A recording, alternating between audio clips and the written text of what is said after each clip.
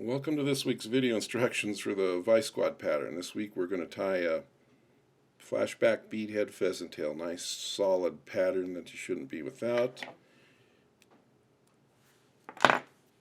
Any thread will do. A-dot seems to work better. This is a 3/32 speed on a size 16 Dairiki hook. The model is 060.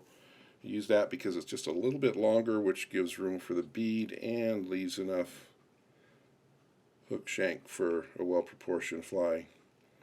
Now the wire is size small, and on a size 16 and up you can start using brassy size if you want. That looks pretty good too.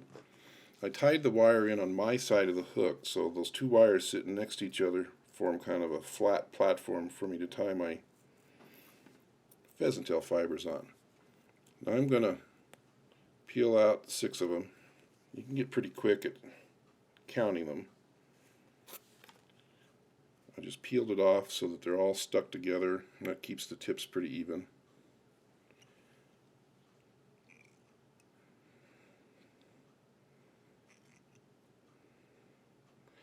And tie that in right at the back.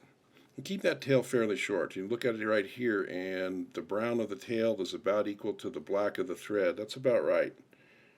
I kind of like shorter tails on these pheasant tails. Now I'm going to move forward with the thread, and when I wrap my pheasant tail fibers forward, I'm going to kind of relax and let them flatten out. I'm not overlapping hardly at all with this. I want to keep my pheasant tail body nice and skinny. So 3 turns should get you all the way to the front. I'm going to bind it down. Now I'm going to come underneath the tail fibers with my wire, and in my first turn, you see those black thread marks from where I tied it in? I can pretty much disguise those and cover them up with the first turn of wire. 3 or 4 turns. Now I'm going to put in my flash, and I like using the Mirage. It's very, very reflective. This is medium size, comes on a spool. You can use anything you like. You can substitute some flash of booze, some crystal flash. Now my proportions here, you see the black thread now is about equal to the brown pheasant tail that was wrapped. This is going to give a good looking proportion for a mayfly nymph. For peacock, I've been using some nice plush stuff I got off of some actual peacock eyes. Now if you've worked with peacock before, you know that the tips are kind of brittle, so I'm just going to pluck them or cut them so that I'm working with stuff that I can trust won't break. Now I've tied this in kind of in the traditional way, as if I was going to wrap forward, but I'm going to pull the peacock right up to the bead. You need to let a little more thread out so you can make your wraps over the top without getting tangled. But now I can wrap this peacock tight down behind the bead and in from front to back, and now when I catch it with the thread, I'll make a couple of thread turns through it.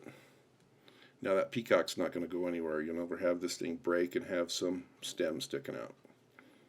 Now 3 legs on each side on a size 16. I'm just going to kind of tease them out and lay them down toward the sides so that when I pull the flash over,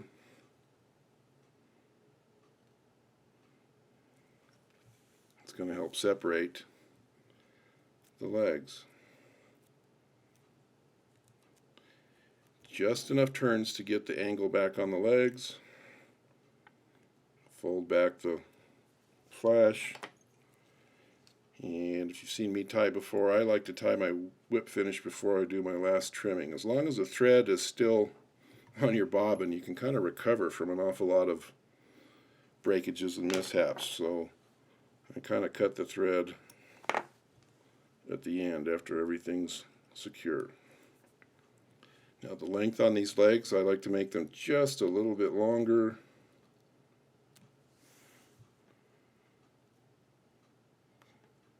There we go. Beadhead Flashback Pheasant Tail.